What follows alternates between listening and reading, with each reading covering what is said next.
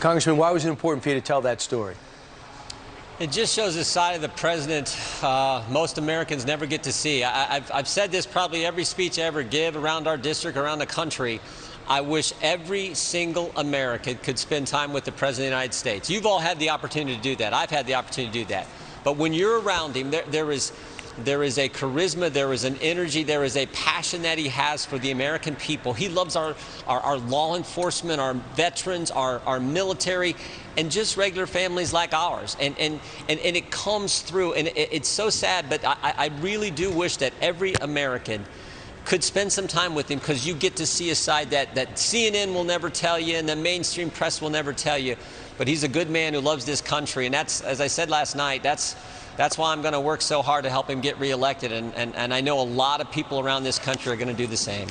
And Steve Scalise, you told a very personal story about the worst day in your life. It was after that leftist gunman tried to kill you at the Congressional baseball practice over in Virginia. And rather than play the soundbite, tell the story.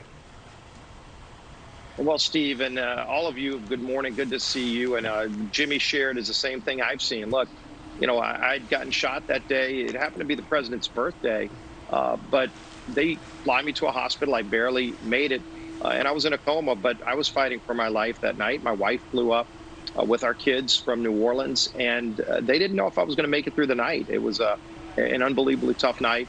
And then the president and the first lady show up at the hospital and just spent quality time consoling my wife and taking care of my family.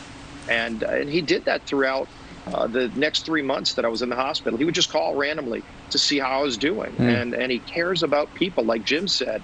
It's a genuineness. It's a, you know, he's fought for the forgotten men and women of this country that Washington had left behind. He doesn't hold well with them because they didn't vote. They just gave up on Washington because Washington gave up on them. And this president is fighting and delivered for them. And I got to see that side of him in a way that you really don't get to see in the mainstream media.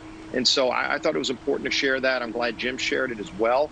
You know, and then hearing Herschel, you know, sharing his story with Bernard Jones and Tim Scott, our former colleague. I mean, this is the side of the president that people need to get to see more. And I think they're going to see more of it this week. And that's really a very sharp contrast from Joe Biden in his 47 years in Washington. Well, Nancy Pelosi was on another network, and we know that the president opposes mail-in voting, and she was talking about that very issue, and she called GOP lawmakers like yourselves domestic enemies. Listen to this. We take an oath to protect and defend the Constitution from all enemies, foreign and domestic. And sadly, the domestic enemies to our voting system and our honoring our Constitution are right at 1600 Pennsylvania Avenue with their allies in the Congress of the United States. All right, so what do you think about that? I know President, he opposes universal mail-in voting. You want to weigh in on this? I'll start with you, Congressman Jordan. Well, here's what the Democrats want. They want to count ballots after Election Day. And look what happened to the sponsor of their bill, Carolyn Maloney in New York, in her primary, June 23rd, Election Day. She wasn't declared the winner until 6 weeks later. They want that chaos. They want the confusion because they know the President of the United States is going to win on Election Day, but they want to keep counting, just like they did in New Jersey 4 weeks after their primary election. Imagine if it takes 6 weeks to figure out who won one congressional primary. Now they're talking about live ballots being mailed out to everyone, and then counting ballots after the president. Imagine the chaos that's going to have. That's the thing that scares me. So we want to get this cleared up and straightened up ahead of time. We want a fair and secure election, and the speaker saying the things she does not help things, only hurts things. All right, and then Congressman Scalise. Right, there's no place for that hypercharged language that she uses, you know, enemies of the state and all of this. I mean, like, that's the hypercharged language that led to that crazed gunman coming out trying to kill every Republican on the ball field. Why don't we focus on the issues? They don't want to talk about issues. But as Jim pointed out, I mean, we've seen this playbook before on these ballots. Look, in Louisiana, we sent an election commissioner to jail for voter fraud. This idea that it doesn't happen. If you mail millions of ballots to people who aren't even legally on the rolls, and that's what will happen. You ask any Secretary of State, every one of them has about 10% or more of people on their voting rolls that aren't properly registered, whether they moved or something else. And this idea that you're just going to have millions of ballots sitting around, and then weeks and weeks later, even in California last time, they were counting ballots 3 weeks later. People who won on election night lost 3 weeks later. We don't need that chaos. They want that chaos because it's what their party's all about right now. Yeah, Joe Biden could be benefited by people having their vote actually counted. 558,000 ballots were rejected in the primary season in 2020. In 2016, 300,000 ballots were thrown out.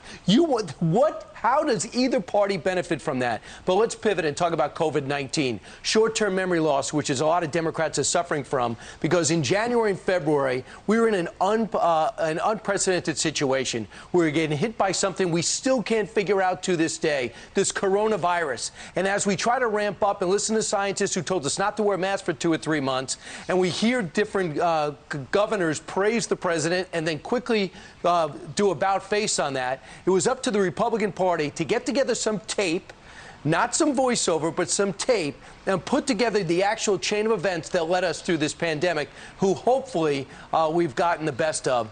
Let's watch. Democrats, the media, and the World Health Organization got coronavirus wrong. Everything is fine. Come to Chinatown. Go about your lives, go about your business.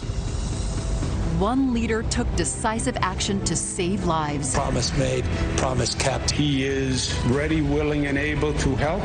In our hour of need, and you all literally are helping us in a big way. I thought that was the most important tape of the day. This is where the president is underwater with the American people, according to the polls, handling the storm. It's important for people to see what people were saying at the time, Jim Jordan.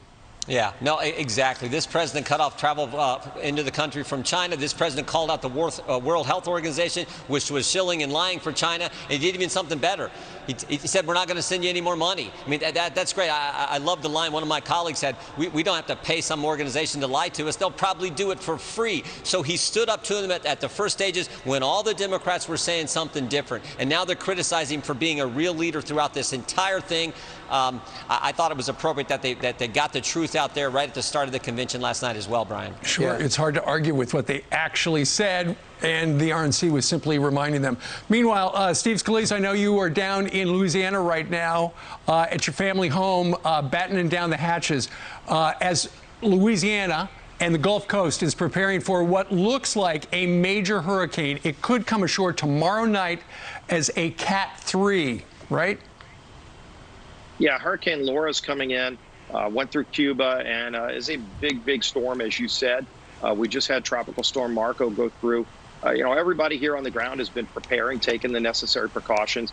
People in low-lying areas have already evacuated. So, look, we've unfortunately been through this before, but these are tough, resilient people in South Louisiana. They're ready for what's coming up. Pray for the best, but we're prepared for the worst.